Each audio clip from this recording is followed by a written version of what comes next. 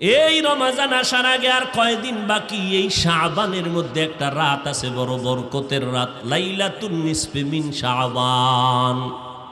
বরাতের রাত, যেটাকে আমরা সহজ ভাষায় বলি শবে বরাত। কোরআনের আয়াতের দ্বারাও শবে বরাতের বাস্তবতার প্রমাণ আছে, অসংখ্য হাদিস দ্বারাও প্রমাণ আছে। শবে বরাত সত্য বড় ফজিলতের রাত, লাইলাতুন নিসফি মিন শাবান। আন আলিয়্যিন রাদিয়াল্লাহু তাআলা আনহু আন্নান নবী সাল্লাল্লাহু আলাইহি ওয়াসাল্লাম قال إذا كانت ليلة النصف من شعبان فقوموا ليلها وصوموا يومها। ও উম্মতেরা, হযরত আলী রাদিয়াল্লাহু তাআলা আনহু বলেন, তোমরা যখন নিসফে শাবান পাও, শাবান মাসের মধ্যরাত মানে 14 তারিখের দিন যাইয়া রাত, শবে বরাত যেটাকে লাইলাতুন নিসফি মিন শাবান, নবী বলেন রাতের বেলা ইবাদত করে কাটাও, সুযোগ হলে সময় পেলে নফলের নিয়তে রোজা রাখো। কারণ রমজানে জানো এই কথা না বলো রোজা রাখতে কষ্ট হয়, আগের থেকেই প্রস্তুতি নাও, নামাজ পড়িয়ে একটা রাত কাটাও। রমজানে আসলে জানো এই কথা না বলো আমার মাজায় ব্যথা, 8 রাকাতের বেশি তারাবি পারি না, এই কথা যেন বলো না, সাবধান। পুরা নামাজ পড়বি কেন? রমজানে একটা নফলের দাম কত? বলে ফরজের সমান। রমজানে তুমি ইবাদত করবা না, বলো কোন মাসে তুমি ইবাদত করবা? আর বরকতের কোনো মাস পাইবানি, আগামী রমজান তোমার কপালে আছে কিনা তারও কোনো গ্যারান্টি নাই। এই বরকতের রাত, এই বরকতের মাস, ও ভাই ইবাদত করবেন কার? কি ঘুমাইতেছে আপনাদের? ইবাদত কার? তাহলে আমার সাথে রাগ কইরা আল্লাহর ইবাদত কমাইবেন কেন? আজীব ব্যাপার। ওমরে ফারুক রাদিয়াল্লাহু তাআলা আনহু সাহাবায়ে কেরামদের ঐক্যমতে 20 রাকাত তারাবি চালু করলেন। এরপরে আমরা তর্কে যাব না, আমি একটা মুহাব্বতের সমাধানমূলক কথা বলি, খেয়াল করেন। যদি কেউ বলেন আমি 8 রাকাত পড়ব, তারাবি আর পড়ব না, তার কাছে আমার বিনয়ের অনুরোধ, আল্লাহর মুহাব্বতের অনুরোধ। আমি আল্লাহর জন্য বলতেছি, নবীর মুহাব্বতে বলতেছি, আমার আব্বার মুহাব্বতে বলি না, আমি আমার কোনো ব্যক্তি পিসাবের মুহাব্বতে বলি না। এই যত বয়ান করি, যা বলি, আমি আল্লাহর মুহাব্বত নিয়ে বলেছি, আমি নবীর মুহাব্বতের দিকে খেয়াল করে বলেছি।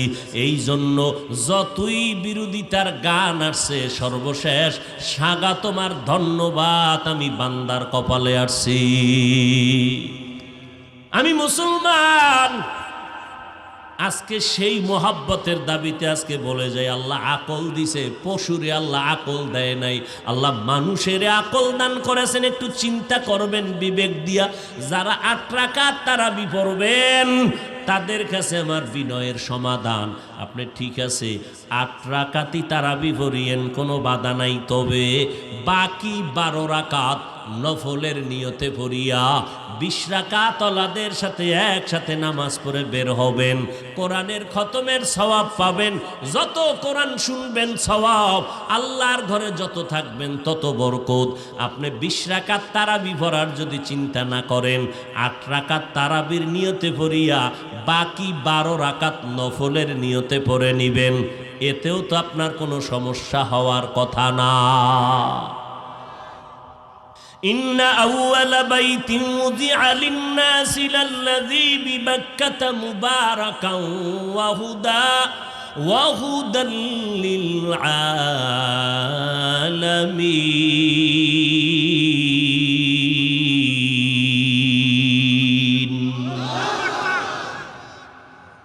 আল্লাহ তাআলা হেদায়েতের জন্য ঘর বানাইলেন বাইতুল্লাহ মক্কা নগরীতে। পুরা দুনিয়ার মসজিদের মধ্যে বাইতুল্লাহর যেমন স্পেশাল দাম, পুরা 12 মাসের মধ্যে রমজানের তেমন দাম।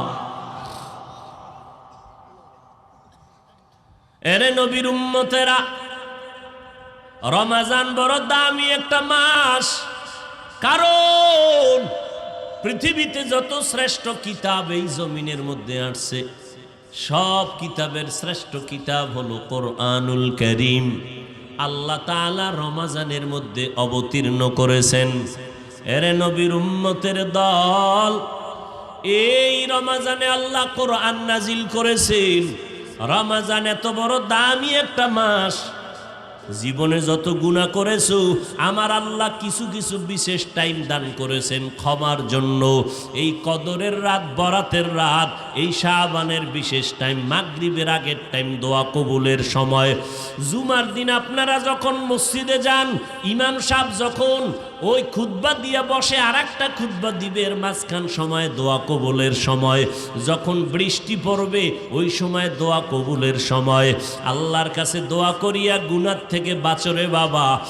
আল্লাহুম্মা বারিক লানা ফি রজব ওয়া শাবান ওয়া বাল্লিগনা রমাজান।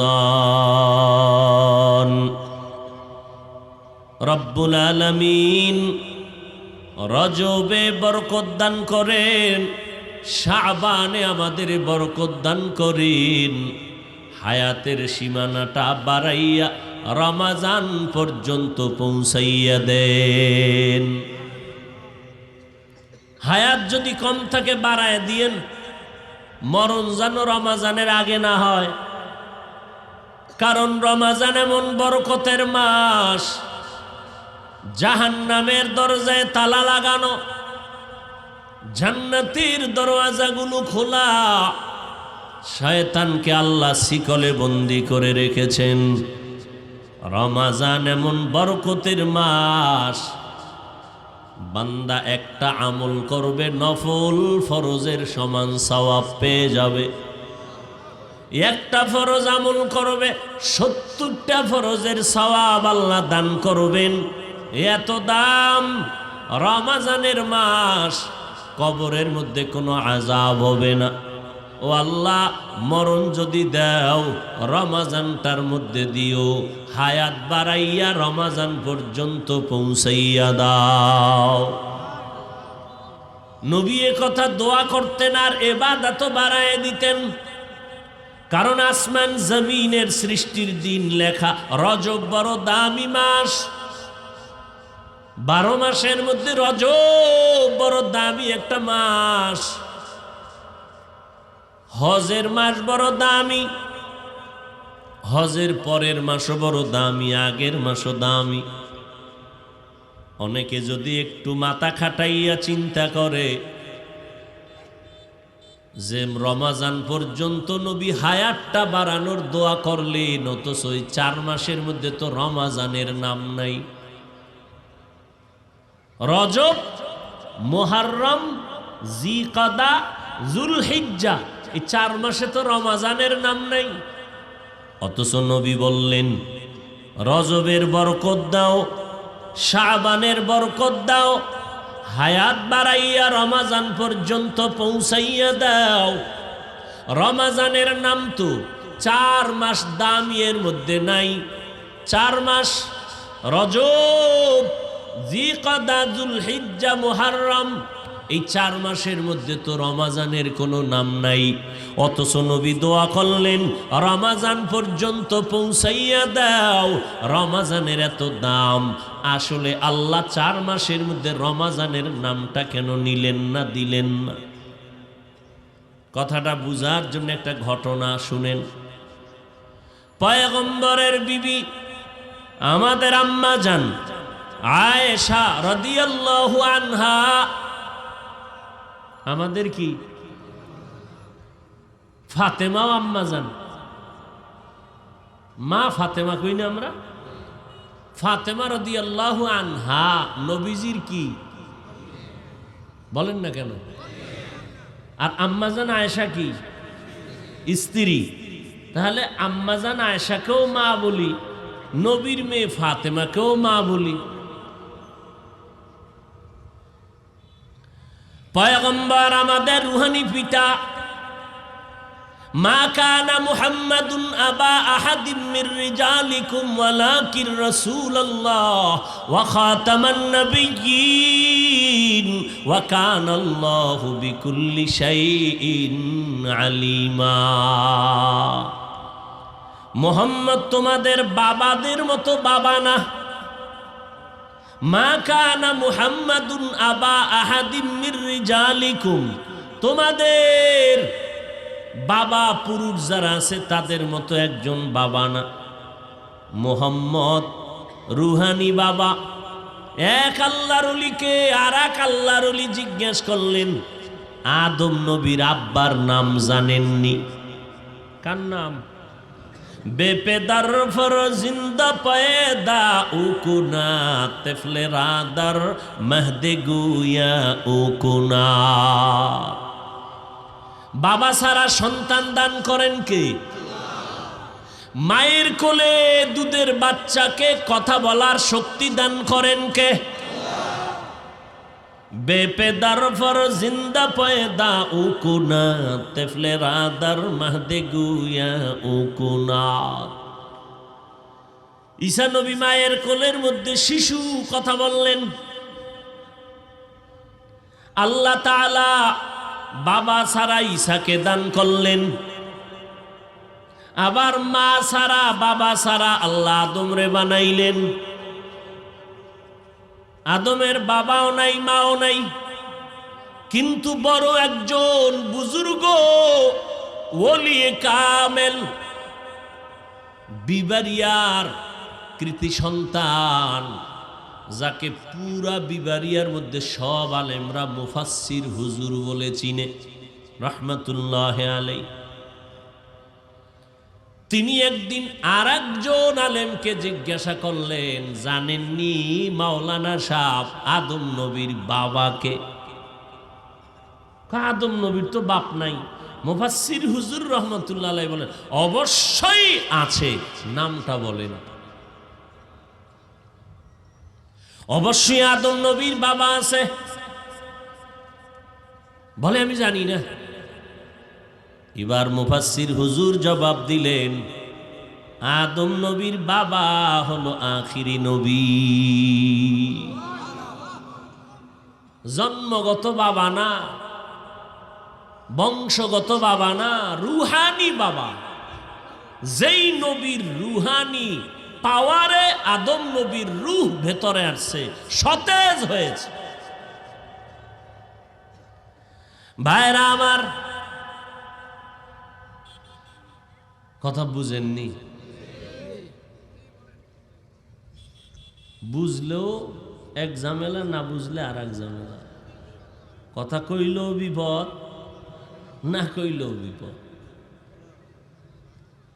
হারা দুনিয়ার মানুষে কইল বিপদ নাই, আমি কইলেই বিপদ। মরণটা সব আমার উপরে। দেখো, এটা ভালো, কারণ আল্লাহর ওলি বিপদ আইছে, বিশাল বিপদ, কয় আলহামদুলিল্লাহ। আরে বিপদ আইলে না নাউজুবিল্লাহ পড়বেন, আপনি আলহামদুলিল্লাহ কইলেন কেন? কয় আল্লাহ যে আমার দিয়ে একটু মোহব্বতের নজর দিছেন, আমি যে আল্লাহর নজরে আছি এটা শুকর।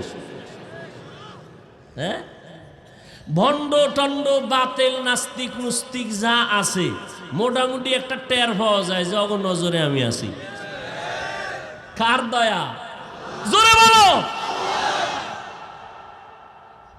মাওলায় যদি নজরে ঢুকায় দেয়, কে এটার কষ্টে লাগায় সরাবে?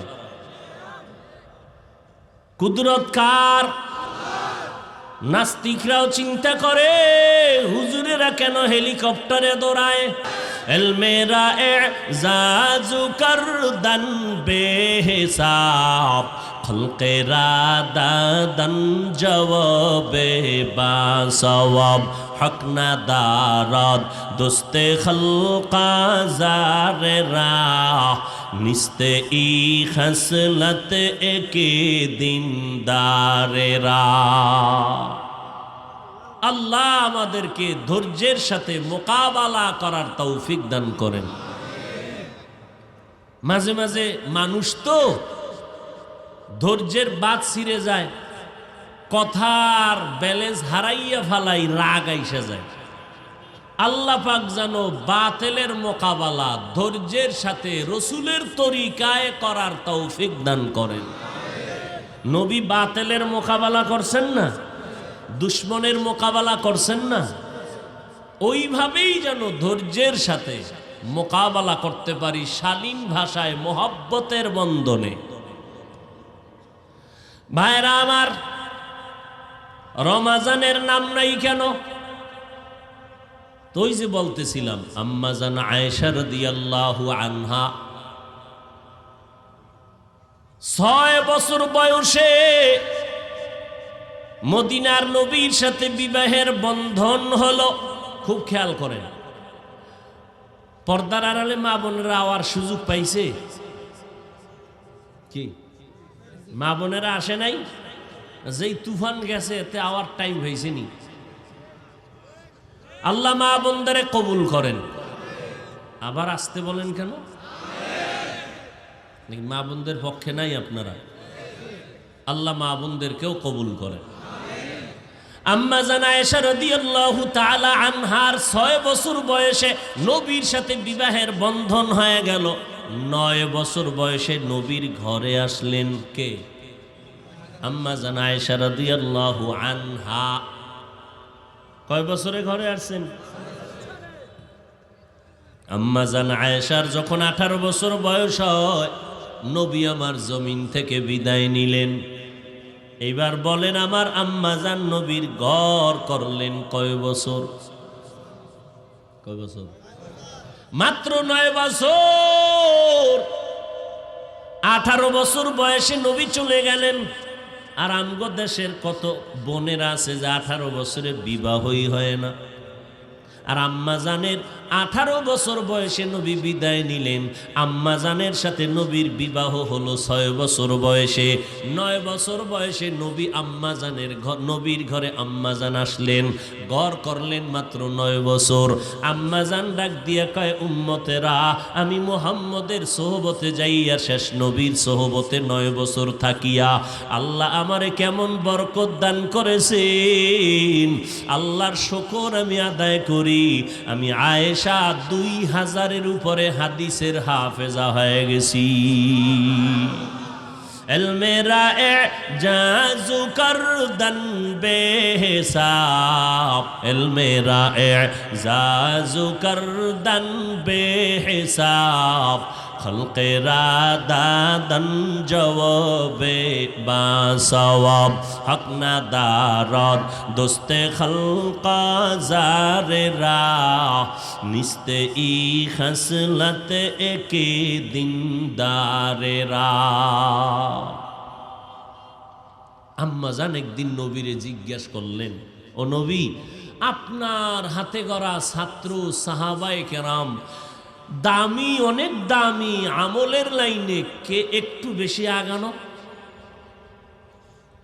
আমলের লাইনে কে বেশি আগানো? পয়গম্বর বললেন, ও আয়েশা, আকাশের দিকে তাকাইয়া দেখো, নক্ষত্র দেখা যায়? বলে হ্যাঁ। বলে আকাশের নক্ষত্রের দিকে তাকাইয়া দেখো, অগণিত নক্ষত্র। আমার সাহাবায়ে কেরামের মধ্যে ওমরের আমল নক্ষত্রের থেকেও বেশি। আম্মা জান আয়েশা চিন্তা করলেন, আমার আব্বার নামটা কইব আগে, তা তো কইল না। কে? আবু বকরের নাম নবী বললেন না। নবী বললেন ওমরে ফারুক। আকাশের নক্ষত্রের থেকে ওমরের আমল বেশি। কে সেই ওমর? 39 জন মুসলমান আমার নবীর হাতে কালেমা পড়ে গোপনে গোপনে গোপনে কালেমার কথা কয়, নামা আল্লাহর দ্বীনের দাওয়াতের কথা, নামাজের আওয়াজ, জোরে কোনো আজান নাই, জোরে কোনো আওয়াজ নাই, গোপনে গোপনে কালেমার খেদমত করে, তালিম করে। 39 জন মাত্র মুসলমান। ওদিকে নারীর সংখ্যা হলো 11 জন। এর মধ্যেই আমার আল্লাহ ওমরের দিয়া 40-এর কোঠা পূরণ করেছে।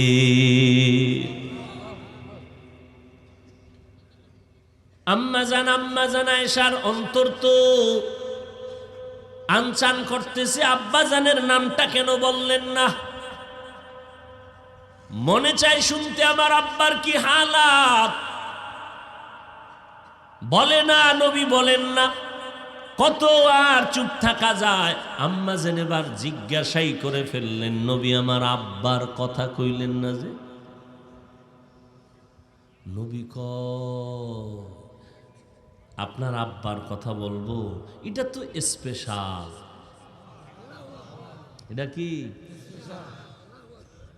ওমরের কথা বললেন, আমার আব্বার কথা বললেন না, এটা তো স্পেশাল। বলে কেমন স্পেশাল? বলে আয়েশা তোমার বাবা আমার সাহাবী আবু বকর, তার 2 দিনের 2টা আমল, 2টা কোরবানি, এত বেশি কোরবানি, 2 দিনের এত বেশি কোরবানির দাম, 2টা ত্যাগের দাম এত বেশি। আমার সব সাহাবায়ে কেরাম সহ সব আমার মুমিন উম্মতের নেক যদি এক পাল্লায় দাও, আবু বকরের 2টা নেকের পাল্লা অনেক ভারী হয়ে যাবে।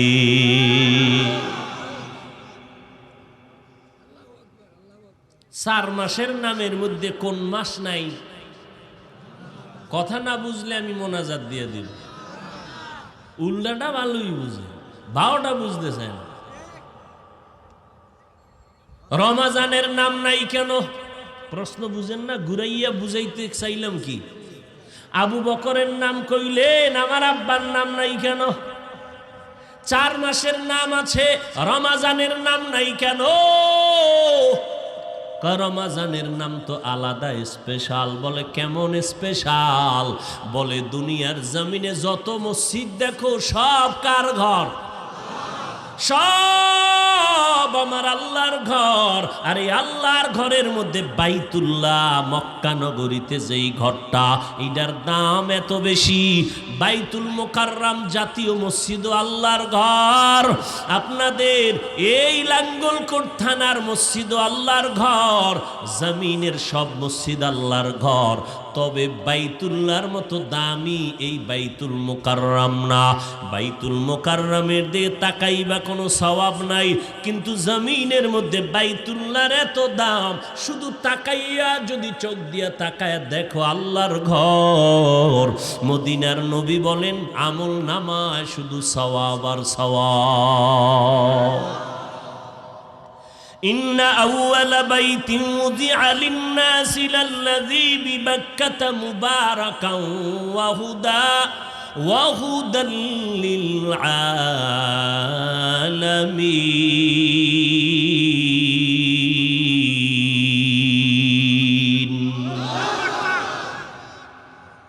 আল্লাহ তাআলা হেদায়েতের জন্য ঘর বানাইলেন বাইতুল্লাহ মক্কা নগরীতে। পুরা দুনিয়ার মসজিদের মধ্যে বাইতুল্লাহর যেমন স্পেশাল দাম, পুরা 12 মাসের মধ্যে রমাজানের তেমন দাম।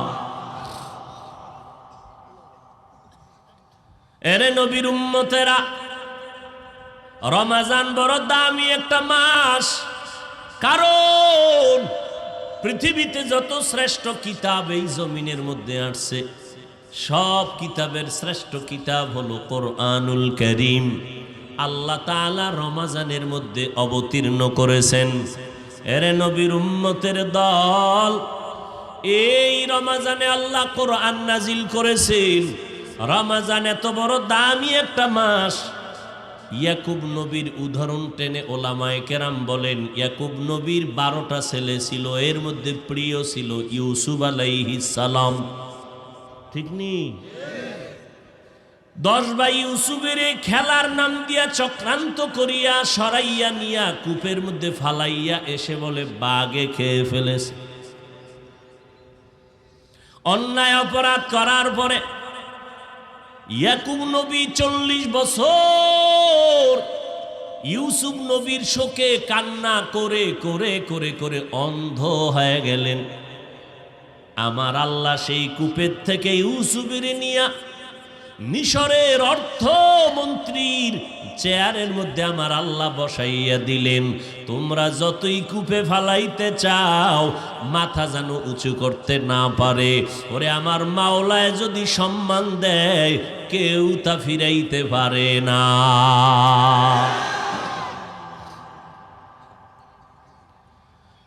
যতই চক্রান্ত করুক না কেন, আমার আল্লাহর কুদরতের ফয়সালা, বান্দা যা চায় তা হবে না, আল্লাহ যা চাইবেন তাই হবে।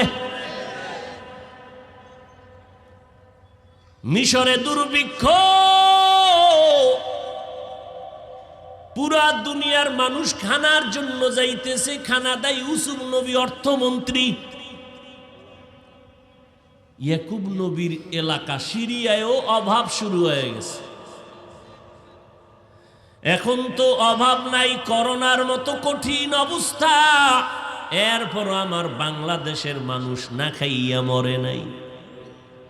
আর আমার দেশে আমার আব্বা জান মাঝে মাঝে কয়, আম্মা জানো সেদিনও কান্না করলেন, এত কষ্ট করিয়া জীবন কাটাইছেন। বলতে না বলতে আমার আব্বা একটা চিৎকার দিয়া বেহুশ হয়ে গেলেন। ৩-৪ দিন ঘরের চুলায় আগুন জ্বলে না। আম্মাজান বলতেছেন আর কাঁদতেছেন, কচু পাতা সিদ্ধ করিয়া করিয়া মা পানি পান করেছেন। আব্বাজান কাজকর্ম করে কিছু টাকা পাইছেন, বাজারে গেলেন চাল আনবে, মনটা বড় খুশি, আজকে ভাত খাবে 1 সপ্তাহ পরে। চালের দোকানে গিয়া চাল লইয়া যখন ব্যাগটা ধরবে, কাপড়ের মধ্যে টাকা ঢুকানো ছিল, হঠাৎ হাত দিয়ে দেখে টাকা কোথায় বেরিয়ে গেছে। আব্বাজান এই কথাটা বলে একটা চিৎকার দিছেন আমার বাসায় সেদিন ঢাকা বৈশা। আমরাও কান্না শুরু করলাম। কষ্ট করলে আল্লাহ মিষ্টি দান করেন। আমার নবী শ্রেষ্ঠ নবী, কি প্রয়োজন ছিল নবী যদি দোয়া করতেন উহুদ পাহাড় স্বর্ণ হয়ে যাইত। অথচ আমার নবী কয় সাহাবায়ে কেরাম, দুশ্মনের মোকাবেলায় তোমরা গর্ত খনন করো, আমিও নবী কাজ করি। দুশ্মনের মোকাবেলায় পরীক্ষা খনন করতে নবীও কাজ করা শুরু করলেন। কয়েকজন সাহাবা জামাটা উঠাইয়া নবীর সামনে এসে কাঁদতেছেন, নবী পেটে ক্ষুধা খানা নাই, আমরা একটা পাথর পেটে বাইদা নিছি, চাপ লাগায় রাখছি যেন ক্ষুধা বুঝা না যায়। নবীরে শুনাইতেছে আর কাঁদতেছে। নবী কয় তোমরা মনে করছো আমিও বুঝি পেট বইরা খাইছি। নবী জামা উঠায় কয় তাকায় দেখ, তোরা পাথর বানছো একটা, আর আমি নবী পাথর বানছি 2টা। আমার নবী পেটে পাথর বেঁধে না খাইয়া কষ্ট করার কি দরকার ছিল? কষ্টের পরের কাজে বরকত বেশি। এই জন্য আল্লাহ কোরআন নাজিলের সময় নবীরে জোরে চাপ দিছে জিব্রাইল আমিন, এমন চাপ দিছে, নবী বলেন বুখারী শরীফের আওয়াজ, যে আমার উপরে মরণের কষ্ট শুরু হয়ে গেছে। এত পরিমাণ জ্বর উঠে গেছে, কোরআনের ওজন আমি সহ্য করতে পারি না। মাত্র 5টা আয়াত নিয়ে জিব্রাইল একটা চাপ দিছে, এক চাপে আমার জ্বর উঠে গেল। 1, 2, 3 বছরের মধ্যে জিব্রাইল আর কোরআনের আয়াত নিয়ে আসে না। এই কোরআনের এত ওজন, আল্লাহ আমার কাছে অল্প অল্প অল্প অল্প করিয়া শেষ করতে সময় লাগছে 23 বছর। কয় বছর? আল্লাহ নবী শ্রেষ্ঠ, যার কোনো তুলনা নাই। 4 বার তার সিনাকে অপারেশন করেছে আল্লাহ কুদরতের দ্বারা। জমজমের পানি, কোনো রক্ত যায় না, সেলাই লাগে না, কষ্ট। 4 বার অপারেশন করলেন। এরপরে কোরআন দেওয়া শুরু হলো 40 বছরের পরে। যিনি শ্রেষ্ঠ নবী, তার জ্ঞানের পরিধি কত?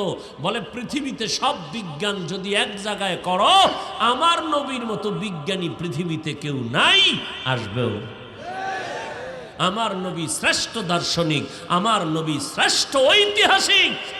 সেই নবীকে কোরআন দিয়া বুঝাইয়া বুঝাইয়া দিতে সময় লাগছে কয় বছর? 23 বছর। আর সেই কোরআন আপনি 3 দিনে বইরা মুফাসসির হয়ে যাবেন, এত সোজা। 3 দিনে কোরআন পড়া মুফাসসির হয়ে তাফসীর করবেন, এত সোজা। কোরআনের আয়াত 10টা পড়া তরজমা কইয়া গেলাম গিয়া, এর নাম তাফসীর না। তাফসীর যদি শুনতে চাও, তোমাদের বৃহত্তর নোয়াখালীর জমিনে সর্বোচ্চ লেভেলের মুফাসসির আল্লামা হাবিবুল্লাহ মিসবাহ রহমাতুল্লাহ আলাই, তার অডিও বয়ান শুনিও। ওই বয়ান বুঝতেও তোমার কিছু জ্ঞান নিয়ে শুনতে হবে, নাহলে বুঝবাই না কি কয়। তাফসীর কারে কয়? বেটে ঔষধ খাওয়াইয়া দিয়ে গেছে এই জাতিরে। তাফসীর কারে কয় শিখো। চাটখিল বাড়ি তাহাজ্জুদের সেজদায় তিনি বিদায় নিছেন। কে? হাবিবুল্লাহ মিসবাহ রহমাতুল্লাহ আলাইহি। নিজেকে এত বড় মনে করার শখ কেন? আমার নামে কেউ আল্লামা লেখলো, আমি সেটা কখনো বরদাস্ত করি না। কিসের আল্লামা? অনেকে নাম নিয়ে কিলাকিলি করে। আমি কি আমার নাম 13 নম্বরে দিস তো? এরপর দেখি যদি লোক না হয়, কি হয় দেখি আমার নাম বড় কইরা দেওয়া লাগবে, আল্লামা লেখা লাগবে। না, এর কোনো দরকার নাই। সম্মান কে দিবে? আল্লাহ সম্মান দিলে কিচ্ছু লাগে না। দুনিয়াওয়ালারা সম্মানের চেয়ারে বসাইতে যাইয়া আগে যাচাই করে যোগ্যতা কি। আল্লাহ এগুলো দেখে না। আল্লাহ যদি যোগ্যতা দেইখা চেয়ারে বসাইতেন, তো বেলালে হাবশি মদিনার দরবারে আসতে পারত না।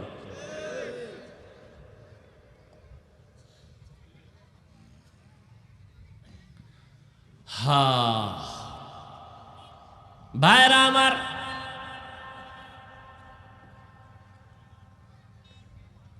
ইউসুফ আলাইহিস সালামকে আল্লাহ তাআলা মিশরের অর্থ মন্ত্রণালয়ের দায়িত্ব দিলেন। ইয়াকুব নবী কয়, শুনছি মিশরে খানা দেয়, ক্ষুধা, যাও খানা নিয়ে আসো। 10 ভাই মিলিয়া বাবার অনুরোধে খানা আনতে রওয়ানা মিশরে। যখনই মিশরের এরিয়ায় ঢুকছে, ইউসুফ নবী তো বসা, কর্মচারীরা খানা দেয় লাইনে দাঁড় করাইয়া। ইউসুফ নবীর নজর পড়ে গেছে, আমার সেই 10 ভাই ঢুকতেছে। ইউসুফ নবী চিনে ফেলছেন, কিন্তু এরা 10 ভাই চিনে না। সে আমাকে কুয়ায় ফেলানো ইউসুফ। ইউসুফ নবী বললেন, এদের আলাদা করো। এই তোমরা এদিকে আইও। সবাই, আপনারা কেমন আছেন? সবাই খানা নিয়ে দৌড়ে গেল, মাইপে খানা দিল। আমাকে খবর টবর নেই, মনে আমাকে কপাল খুলছে, আমরা খানা বেশি পাবো। আসেন আসেন বসেন, এদের মেহমানদারি করো। আপনারা কেমন আছেন? আলহামদুলিল্লাহ ভালো। আপনারা কোথার থেকে আসছেন? সিরিয়া থেকে। ও, আপনারা কয় ভাই? কয় আমরা 11 ভাই। আর এক ভাই কে? আর এক ভাই বাড়ি। নাম কি? বিনিয়ামিন। আপনার ভাইটাই আসিল নি? কহা আর একজন আসিল। কি নাম? এই ভাই কই? কয় আরে বাগে খেয়ে রয়েছে।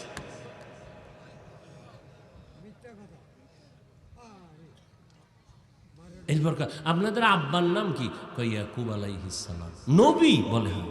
আপনার আব্বা আসেনি? কহা আছে। কেমন আছে? কয় ভালো। কি করে?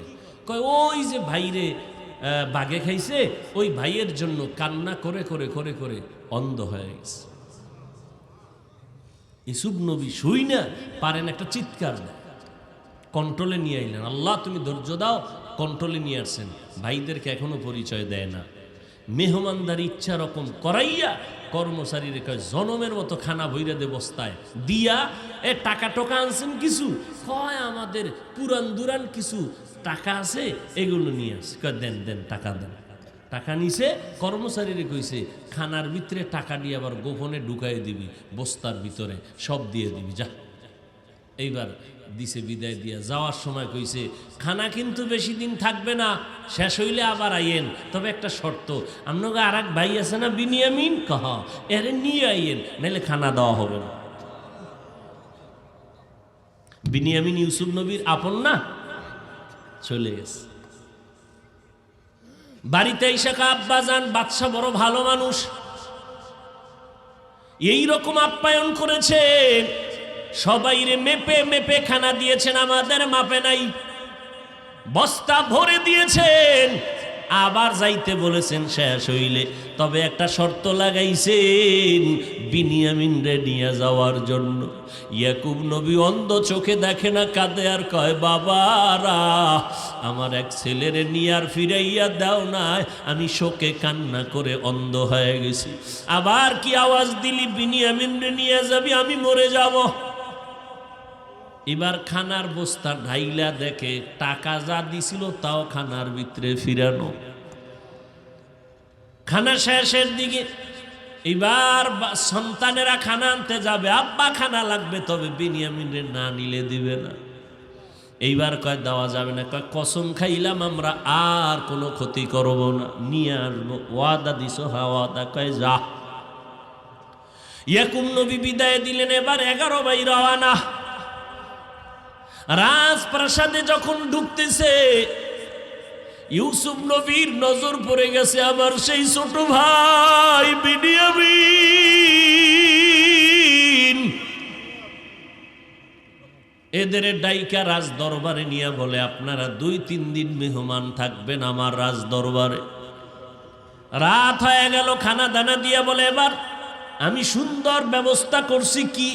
কয় আমি আপনাদের জন্য রুম সাজাইছি, 2 ভাই এক রুমে থাকবেন, আবার পরের রুমে 2 ভাই, পরের রুমে 2 ভাই, পরের রুমে 2 ভাই, এইভাবে 2জন এক এক রুমে শোয়াইয়া আরাম করতে থাকেন। এইবার 10 ভাইরে 5 রুমে ঢুকাইয়া দেওয়ার পরে বাদ রইল কে? বিনিয়ামিন। ইউসুফ নবী কয়, এখন এই এক ভাই সবার ছোট, আপনাদের এরে একাকি এক রুমে রাখা যায়?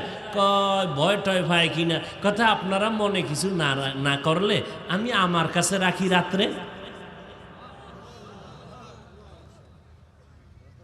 বড় ভাই খুশি, সবাই খুশি। আরে বাদশার কাছে যদি আমাকে বাইডারে রাখে তাতে আমরা খানা আরো বেশি পাবো। কয় রাখেন। 40 বছরের বিরহে সেই বেদনা আজ ইউসুফ নবী ভাইরে পাইছে কাছে। রাতের বেলা আজ ঘুমাবো না, সবাইরে খানা দিয়া ঘুম পাড়াইয়া রাতের গভীরে নিজের রুমে বিনিয়ামিন রে নিয়া এবার বুকের সাথে জড়াইয়া বলে, রে ও বিনিয়ামিন, বল আব্বা জানের কি খবর? বলে ইউসুফের জন্য কান্না করে করে পাগলের মতো অন্ধ হয়ে গেছে। ও বিনিয়ামিন আমার চিনুনি? কয় না চিনি না। কয় আমি তোর সেই ভাই ইউসুফ। বুকের সাথে লাগাইয়া চোখের পানি, কান্নার আওয়াজ। 40 বছরের সেই মিলন মেলা, সারা রাত্র ঘুমায় না, সেই জীবনের কাহিনীগুলো ভাইয়ের সাথে শেয়ার করতেছে। আমার আল্লাহ বিস্তারিত কোরআন শরীফে বয়ান করেছেন। মেহমানদারি কয়েকদিনের পর ইউসুফ নবী চাইলেন আমার বিনিয়ামিন রে আমি আর ফেরত দিব না। নিয়ম হইল, কোনো মাল যদি হারাইয়া যায় আর হারানো মাল যার কাছে পাইবে তারে গোলাম বানাইয়া রাইখা দিবে, বন্দি, সে যেতে পারবে না। এটা ওই সময়ের নিয়ম। খানা দানা সবাইরই দিয়া এইবার বিনিয়ামিনের ব্যাগ আলাদা, 10 ভাইয়ের এক একজনের ব্যাগ আলাদা। রাজ দরবারের পানের দান বিনিয়ামিনের ব্যাগের মধ্যে কর্মচারীরে কইছে ঢুকাইয়া দিবি। ঢুকাইয়া দিয়া ইউসুফ নবী কৌশল করে এবার সবাইরে বিদায় দিলেন। শেষ ঘোষণা দিছে, রাজদরবারের পানদান পাওয়া যায় না, কে নিছে? ওই 11 জন মনে হয় নিছে। দাঁড়াও তাড়াতাড়ি। দাঁড়াইয়া তল্লাশি করে দেখে বিনিয়ামিনের ব্যাগের ভিতরে বাদশার পানদান পাওয়া গেছে। এখন 10 ভাই মাথা পাগল হয়ে গেছে। আইন কি? যার ব্যাগে মাল পাইবে এরা রাইখে দিবে। আব্বার সাথে কসম খাইয়েছি যে এক ছেলেরে হারাইছি, এটারে আর আরামু না, নিয়ে আমু। এখন তো কি উপায়? বিনিয়ামিনরে তো আর নেওয়া যাবে না, আটকায়া গেল।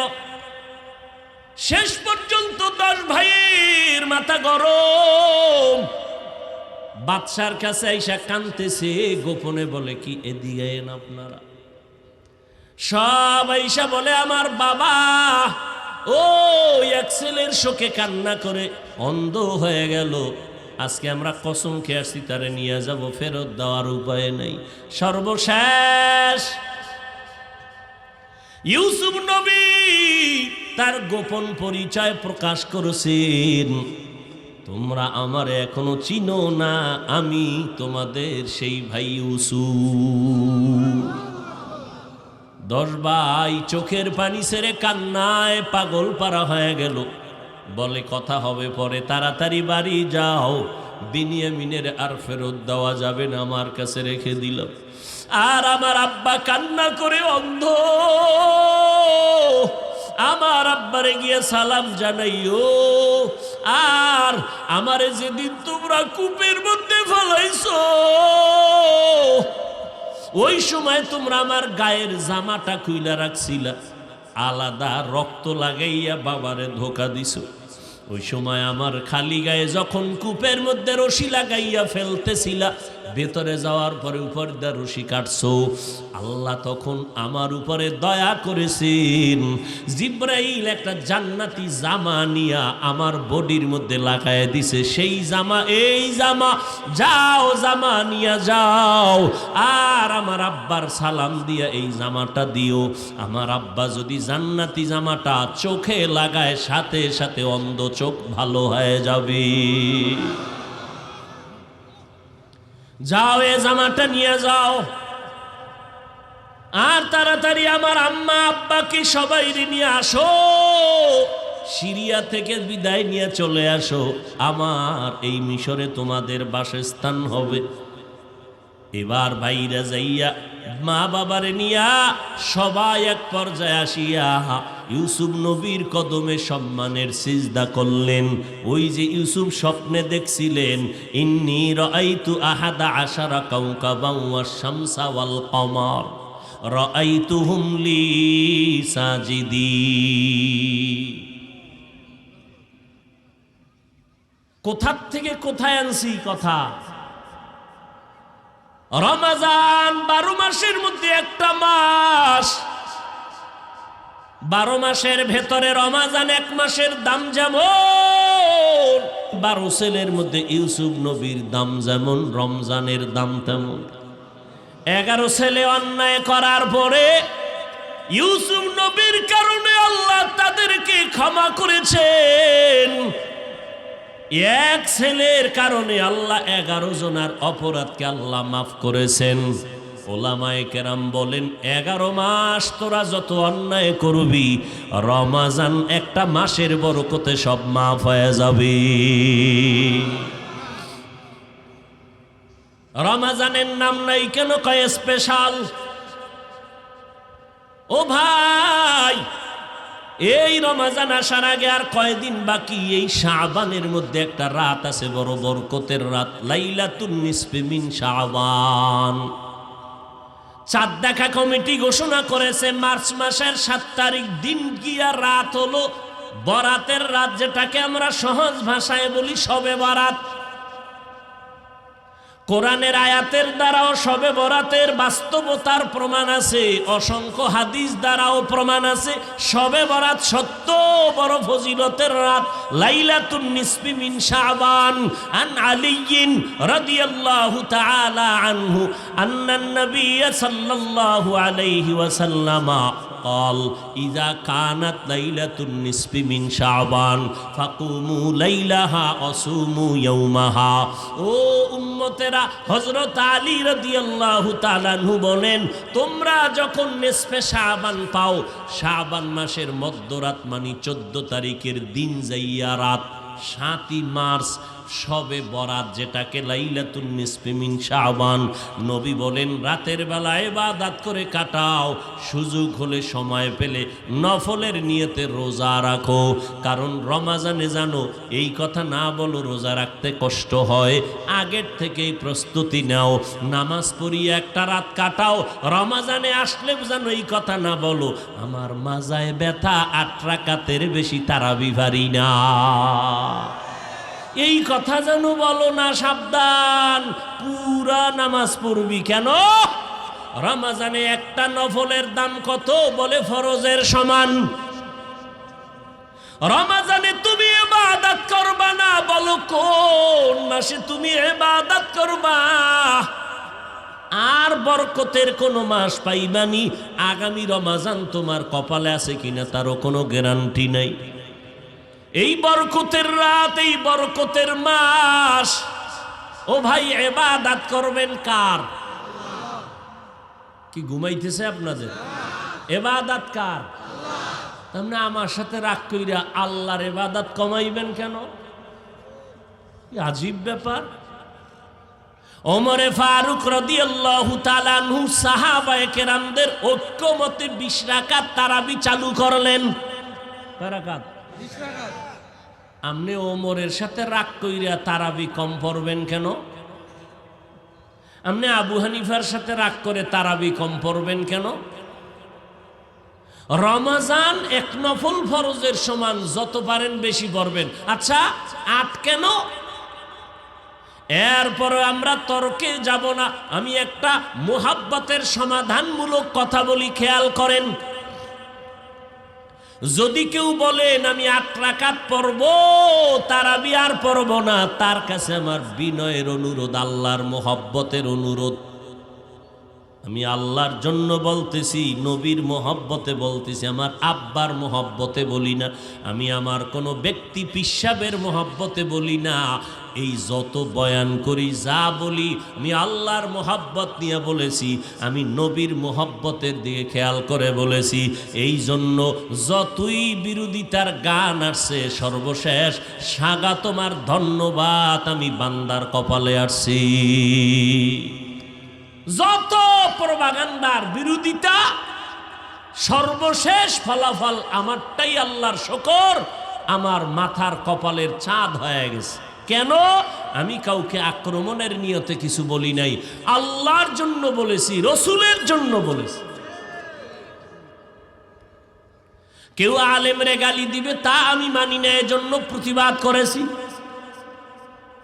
কেউ কোরআন শরীফের মধ্যে ভেজাল আছে বলছে, আমি প্রতিবাদ করেছি। নবীরা অন্যায় করেছেন এ কথা বলায় আমি প্রতিবাদ করেছি। আমি মুসলমান। আজকে সেই মোহাব্বতের দাবিতে আজকে বলে যায় আল্লাহ আকল দিছে, পশুরে আল্লাহ আকল দেয় নাই, আল্লাহ মানুষের আকল দান করেছেন। একটু চিন্তা করবেন বিবেক দিয়া। যারা 8 রাকাত তারাবি পড়বেন তাদের কাছে আমার বিনয়ের সমাধান, আপনি ঠিক আছে 8 রাকাতই তারাবি পড়িয়েন, কোনো বাধা নাই, তবে বাকি 12 রাকাত নফলের নিয়তে পড়িয়া 20 রাকাত ওলাদের সাথে একসাথে নামাজ পড়ে বের হবেন। কোরআনের খতমের সওয়াব পাবেন, যত কোরআন শুনবেন সওয়াব, আল্লাহর ঘরে যত থাকবেন তত বরকত। আপনি 20 রাকাত তারাবি পড়ার যদি চিন্তা না করেন, 8 রাকাত তারাবির নিয়তে পড়িয়া বাকি 12 রাকাত নফলের নিয়তে পড়ে নিবেন।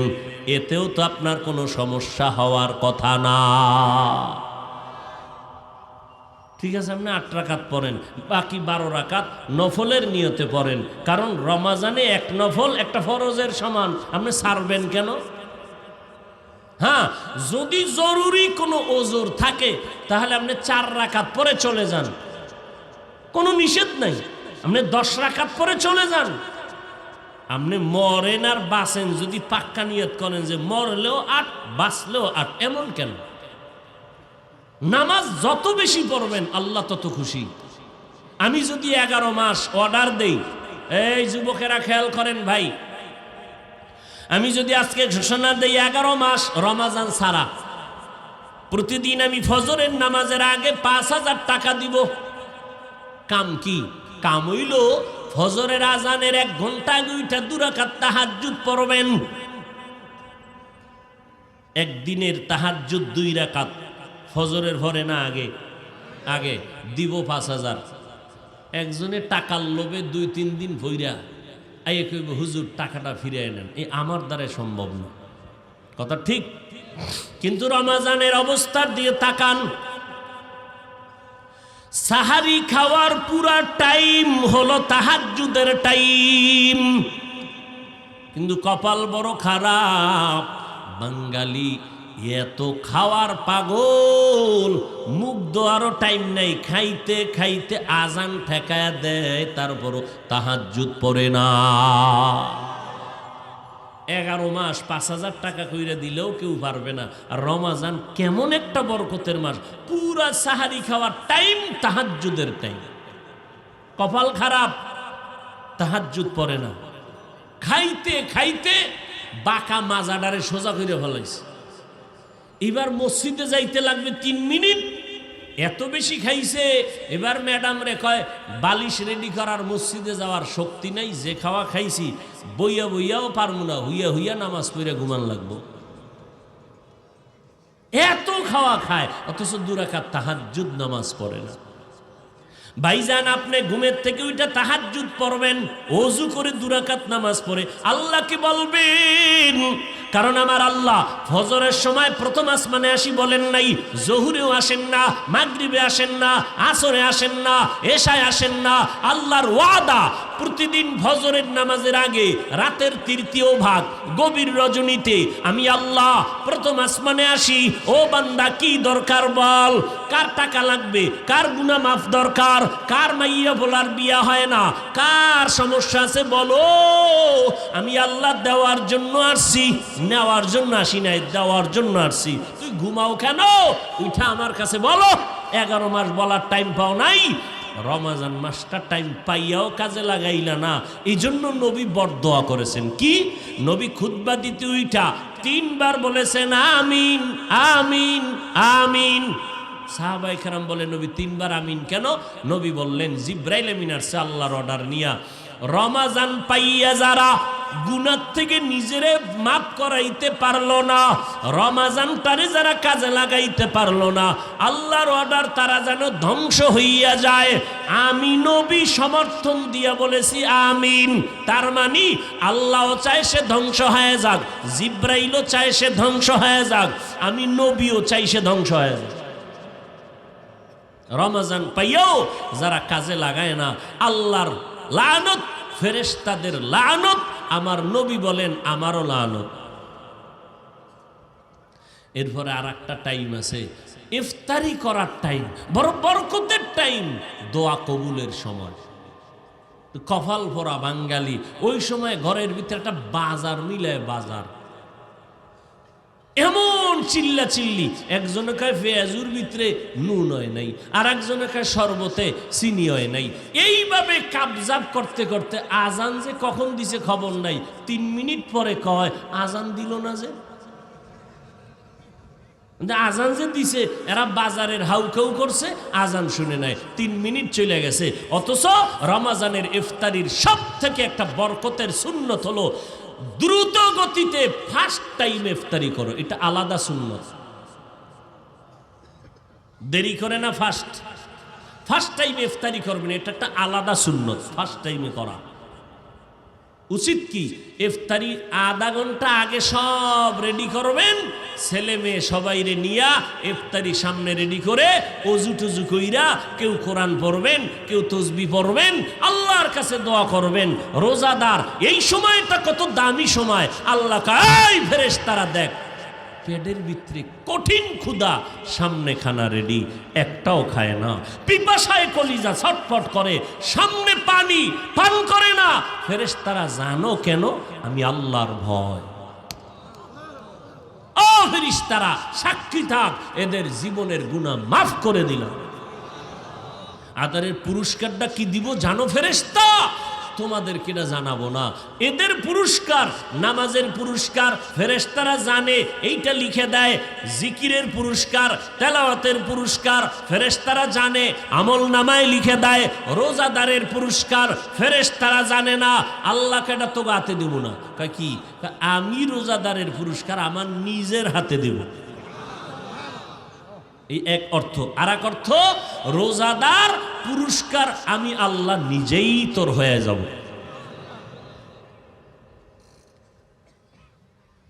ও আব্বাজানেরা, ছেলে মেয়ে বড় হয়ে গেছে, প্রাপ্ত বয়স্কে আসার পরে যদি রোজা না রাখে, নামাজ না পড়ে, শুধু সন্তান কিয়ামতের দিন আসামির কাঠগড়ায় আটকাবে না, মা বাবাকেও আটকাইবে। মা বাবা আটকা পড়ে যাবে। সূরা আহজাব 67-68 নম্বর আয়াত। উপায় নাই আল্লাহর আদালত। এই রমজান সামনে, শবে বরাত। তবে একটা কথা বলে যায়, এই আশেকে রসুলেরা, শবে বরাতের রাত্র ভাইয়া যারা মসজিদে যাইয়া দুইটা টাক দিয়া জেলাফি খাইয়া রাস্তায় ভ্যান লইয়া ঘুরবা আর আড্ডা দিবা আর গুনাহ করবা আর বাজি ফুটাইয়া ঘরের বাচ্চার ঘুম নষ্ট করবা, মা ভয়ে উঠা বরদোয়া করবে, এই রকম বরদোয়া নিসনারে বাবা, তুই সারা রাত ঘুমা, তোর সওয়াব হইব।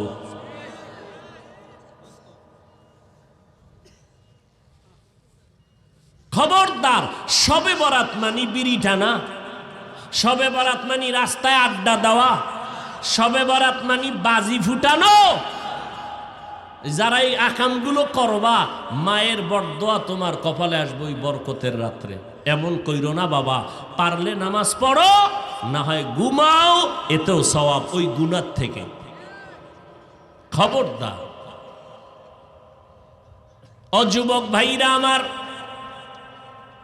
আপনার মতো কত যুবক স্কুল কলেজে পড়ে, চাকরি করে, ব্যবসা করে, নবীর তরিকা মতো চলে, অভাব নাই। আপনি আর কতদিন অপেক্ষা করবেন? কয়দিন আর হায়াত আছে?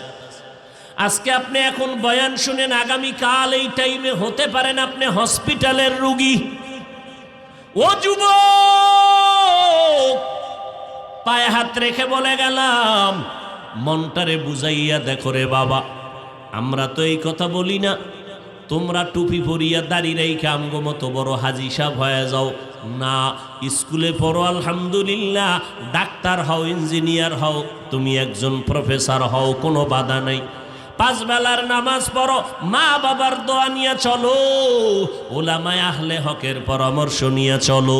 জীবনে যত গুনাহ করেছো, আমার আল্লাহ কিছু কিছু বিশেষ টাইম দান করেছেন ক্ষমার জন্য। এই কদরের রাত, বরাতের রাত, এই শাবানের বিশেষ টাইম, মাগরিবের আগের টাইম, দোয়া কবুলের সময়। জুমার দিন আপনারা যখন মসজিদে যান, ইমাম সাহেব যখন ওই খুতবা দিয়া বসে, আর একটা খুতবা দিবে, এর মাঝখান সময় দোয়া কবুলের সময়। যখন বৃষ্টি পড়বে, ওই সময় দোয়া কবুলের সময়।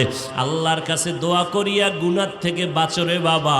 এই চোখের সামনে আলহামদুলিল্লাহ, এই চোখের সামনে তাকাইয়া দেখো, তোমার মতো যুবক যদি স্কুল কলেজে পড়িয়া নবীর তরিকা মানতে পারে, আর নবীর আদর্শ মানার কারণে সম্মান তো কমে নাই। দুনিয়ার সব কোটিপতি, দুনিয়ার সব সম্মানিত ব্যক্তিরা কোরআনওয়ালা, নবীর আদর্শওয়ালারে সম্মান করে, তুমি কেন এই নবীর আদর্শ মানতে পারবা না? পেছনে যত অপরাধ করেছো, আল্লাহ তওবার দরজা দিয়া ডাকে, বান্দা তওবা করো, আমি জীবনের গুনাহ মাফ করে দিব। আল্লাহর কাছে বলতে থাকো রে বাবা, আর জীবনে নামাজ ছাড়বা না, বেপরদায় চলবা না, মা বাবারে কষ্ট দিবা না, নবীর তরিকার বাইরে চলবা না, আল্লাহর নবীর সুন্নাত অনুযায়ী চলবা, নবীর আদর্শের মালা গলায় লাগাবা। স্কুল কলেজে পড়িয়াও নামাজ ছাড়বা না, মা বাবার দোয়া নিয়ে চলবা, ওলামায়ে কেরামের নেক নজরার পরামর্শ নিয়ে চলবা, কারো অভিশাপ নিবা না, কারো বরদোয়ার পাত্র হইবা না, আল্লাহর মোহাব্বত নিয়ে চলো। যদি পেছনের গুনাহ থাকে, আল্লাহকে বলে বলে ক্ষমা নিয়ে নাও।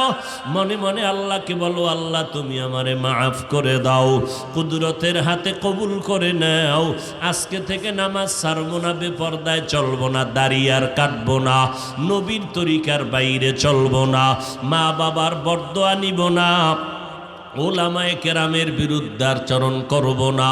ও আল্লাহ, তুমি আমার তওবা কবুল করে নাও।